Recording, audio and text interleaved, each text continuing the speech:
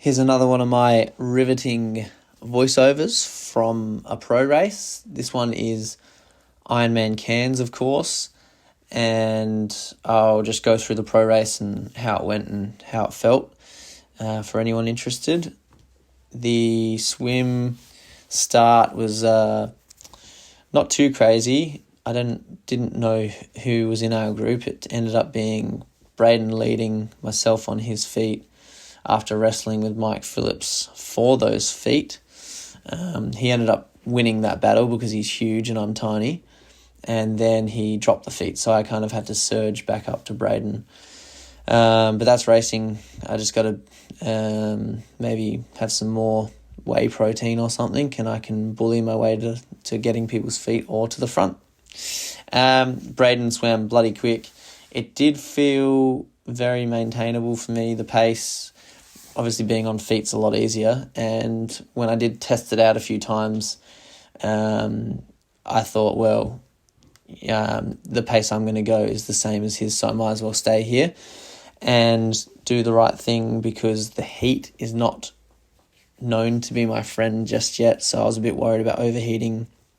And then turns out I got through the swim okay in one piece. I did expect, to be honest, to be a lot hotter, so I was stoked with the heat training I'd done leading into this.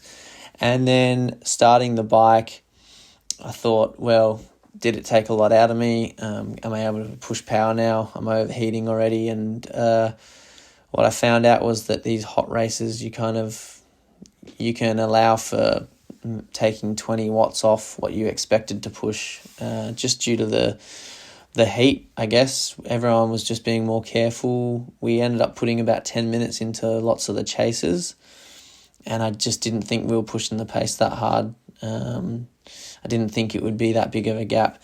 So I reckon people just, they either are overheating and need to push less power, or they just struggle to push power in this heat. So the average power for us ended up much lower than Bustleton last year, which was for me at 67 kilograms, around 260 to 65 watts in the end. Most of it was pushing 270, and this one, way less. I reckon 240 on average. Maybe normalised was a bit higher. Because it's an up and down course, you'll find that the normalised might be 10 or 15 watts more. But for me, that's real low. That's an aerobic power in mild conditions. But although Cairns wasn't that hot this year, for me, we're getting onto the run here, and this is where I started feeling pretty hot. It was I think Braden went out at like 3:20 pace for the first 5Ks. I did like 3:35s for that amount of time, and it was easy, but then I did start overheating. So Braden must be just an absolute freak of nature in these conditions, and I think I'm more suited, at the moment anyway, to conditions more like Port Macquarie, just cooler, or Geelong or something. No humidity there. This one has the Kona sort of humidity, but way less intense. So I've got a lot of work to do, I think, to be able to run around 240 or less in these kind of conditions. It's possible, I reckon. I've got to do a lot of heat work, experience hot races more often. But this wasn't the kind of run I expected in any other race. It was hot, but I'm proud of a 2:48 despite the heat.